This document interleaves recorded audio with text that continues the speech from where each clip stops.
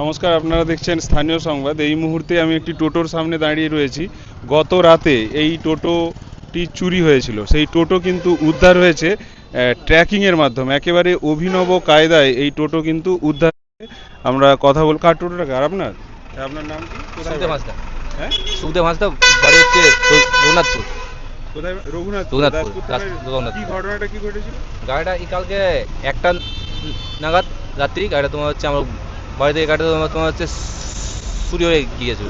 চুরি হয়ে চুরি গেছে। হয়ে গেছিলো আচ্ছা, দিয়ে আমার কালকে সারা তোমার হচ্ছে চারদিকে ই করে নিয়েছিল দাসপুর থানার পুলিশও নাকি খোঁজ হ্যাঁ, পেয়েছে? আচ্ছা। দাসপুর থানা থেকে তো তোমার হচ্ছে সারা কালকে দেখছো খুঁজছিল, কোথাও খুঁজে পাইনি।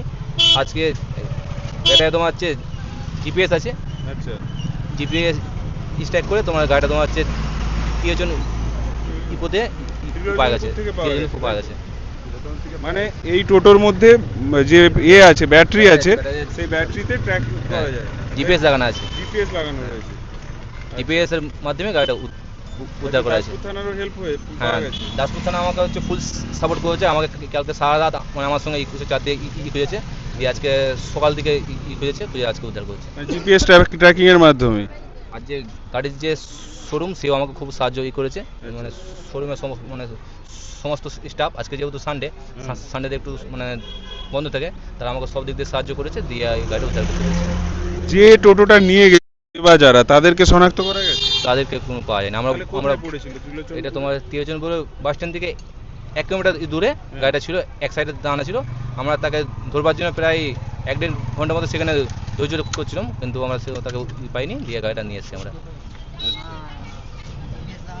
মানে তাহলে কি এখন টোটো চুরি করলে সমস্যায় পড়ে যেতে হবে চোরকে, তাই তো? হ্যাঁ, এটা তাকে ভেবেচিন্তে করতে হবে, কারণ মানে সবে তো নয়, যেখানে তোমার লিথিয়াম আছে, তোমার সেই তোমার সেই লিথিয়াম ব্যাটারি যেগুলোতে রয়েছে, তাই তো? যেখানে তোমার জিপিএস লাগানো আছে, আপনার গাড়ি যেখানে থাক আমরা সেখানে সন্ধানই পেয়ে যাবো।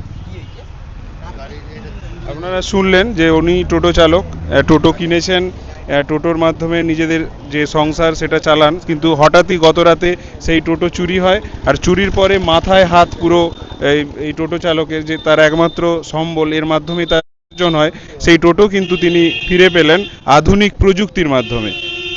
এবং এই ফিরে পাওয়ার পিছনে ওনারাই বলছেন যে দাসপুর থানার যথেষ্ট ভূমিকা রয়েছে। গত রাত থেকে তারা কিন্তু খোঁজাখুঁজি করছিলেন। তারপর এই টোটোর মধ্যে যে লিথিয়াম ব্যাটারি, সেই লিথিয়াম ব্যাটারির মধ্যেই রয়েছে জিপিএস। আর সেই জিপিএস ট্র্যাক করেই এই টোটো কিন্তু পুনরায় উদ্ধার হয়েছে ত্রিলোচনপুর থেকে।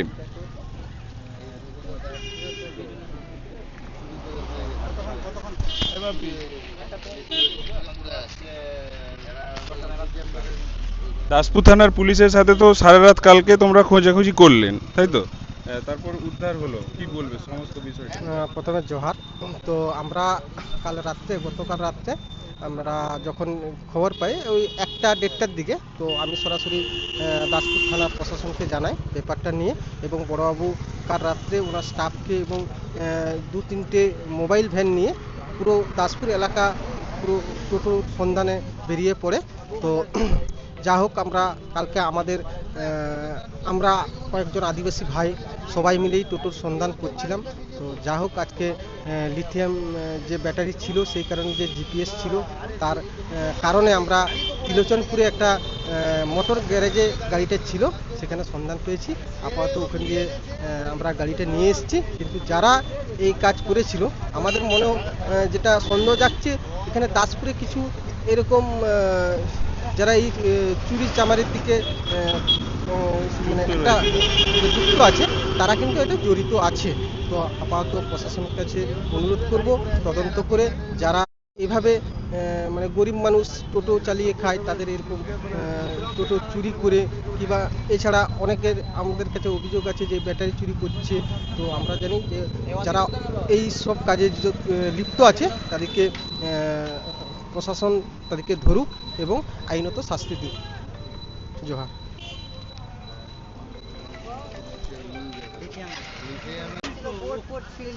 দেখুন সেই লিথিয়াম ব্যাটারি, এর মধ্যে জিপিএস সিস্টেম রয়েছে, আর সেই জন্যই কিন্তু এই টোটোটি আজকে উদ্ধার হলো পুনরায়।